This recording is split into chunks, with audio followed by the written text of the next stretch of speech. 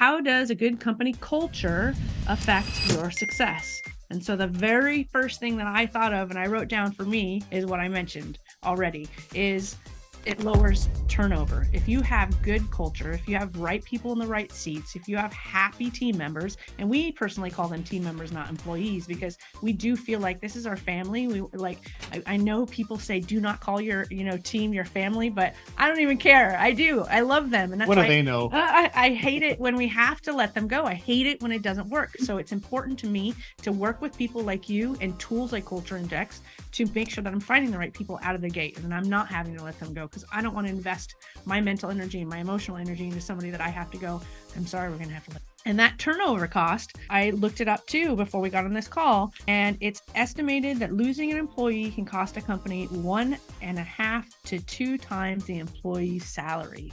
And I just thought, I was only thinking emotional and mental energy, because that's what that cost is to me, is that time that I had to put in. But there is a financial cost to it too. Becca, before we go to you, I'm just going to hit you, Flip, real quick, because you've been really, really quiet. I won't hit you.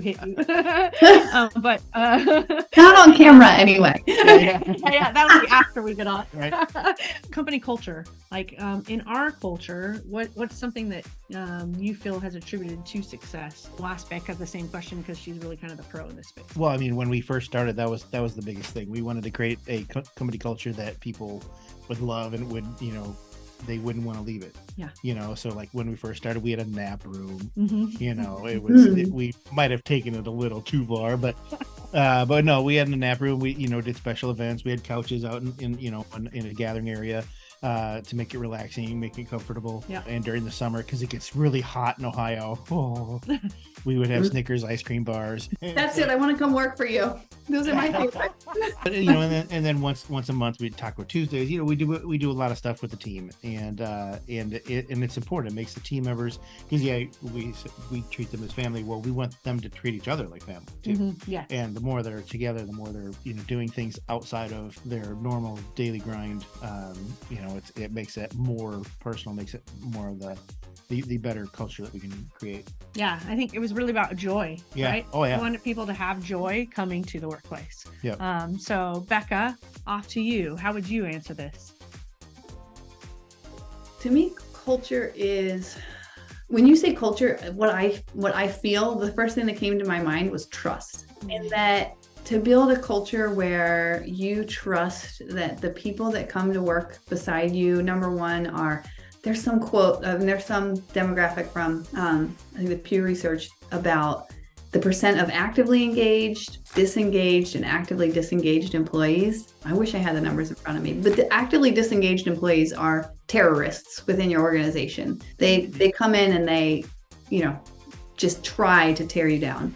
So when you talk about culture, I think it's about getting rid of those actively disengaged people so that we trust, number one, that we all came to work to see the success of the business.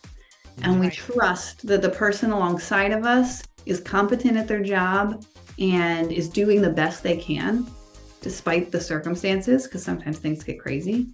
And then we trust that our leaders brought us on board because we were the best person for the job, and they treat us accordingly.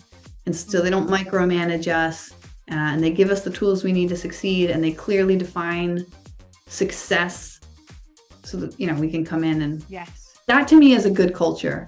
And I love I want to be a part of your Disney-esque culture, but I also think I work with a lot of engineers and stuff, right? And that stuff would drive them crazy. Being forced to socialize at Taco Tuesday, that would, they wouldn't love that. But that trust piece of it would build a culture where they would love to be. Yeah, I think that's super powerful. I love that.